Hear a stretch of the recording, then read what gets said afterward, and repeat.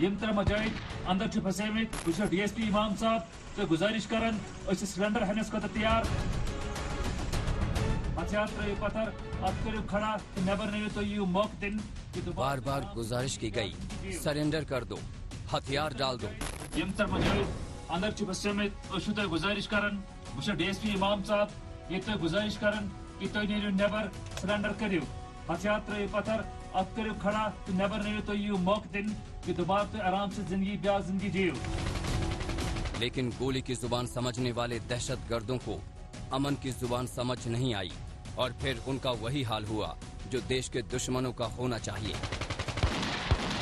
Encounter में 3 आतंकी मारे गए। यम तर मुजाहिद अंदर फसेमित बह DSP इमाम साहब तो गुजारिश करान सिलेंडर हनस खत तैयार। ये तस्वीर जम्मू कश्मीर के शोपियां जिले के इमाम साहब इलाके के तुरलैन गांव की है।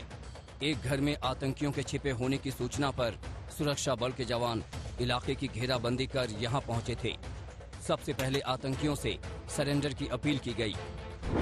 यम तर मुजाहिद अंदर फसेमित बह DSP इमाम साहब लेकिन सरेंडर की अपील अनसुनी कर आतंकी फायरिंग करने लगे। फिर वही हुआ जिसके लिए देश के जांबाज जवान जाने जाते हैं। सेना, जम्मू कश्मीर पुलिस और CRPF के कई घंटे के ऑपरेशन में 3 आतंकवादी मारे गए। मारे गए आतंकियों की शिनाख्त दानिश अहमद, यावर अहमद और मुख्तार शाह के रूप में हुई है। मुख्तार गांदरबल में रहता था, लेकिन पिछले दिनों खाने का स्टॉल लगाने वाले बिहार के वीरेंद्र पासवान की हत्या के बाद शोपियां में आ गया था। कल शाम को ये मुठभेड़ तब शुरू हुई जब सुरक्षा बलों को जानकारी मिली थी कि तुलन गांव में एक घर के भीतर TRF के कुछ मिलिटेंट छुपे हुए हैं। पुलिस ने प्रयास किए थे कि ये तीनों जो स्थानीय मिलिटेंट है सरेंडर करें, लेकिन उन्होंने सरेंडर की ऑफर को जो है नकारा और उस बीच गोलीबारी में तीनों मारे गए। पुलिस का कहना है कि मुठभेड़ की जगह से हथियार और गोली बारूद भी बरामद हुआ है।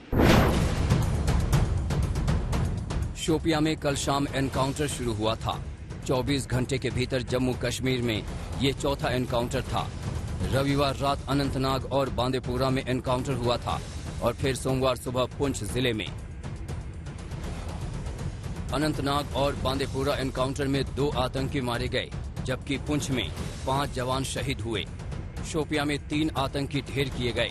ये भारतीय सेना का जो रिजॉल्व है, जो हमारा डिटर्मिनेशन है, उसको जाहिर करता है कि भाई हम अभी टेररिस्ट को लाइन ऑफ कंट्रोल पर ही रोकना चाहते हैं। अभी ये उम्मीद की जा रही थी कि ज्यादा से ज्यादा टेररिस्ट आने की कोशिश करेंगे जब ये पाकिस्तान वहां से थोड़ा फ्री हुआ है।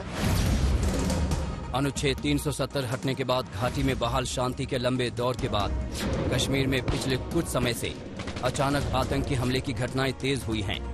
पिछले हफ्ते श्रीनगर में सरकारी स्कूल के 2 शिक्षकों और दवा विक्रेता माखनलाल बिंद्रू समेत 5 लोगों की हत्या हुई थी।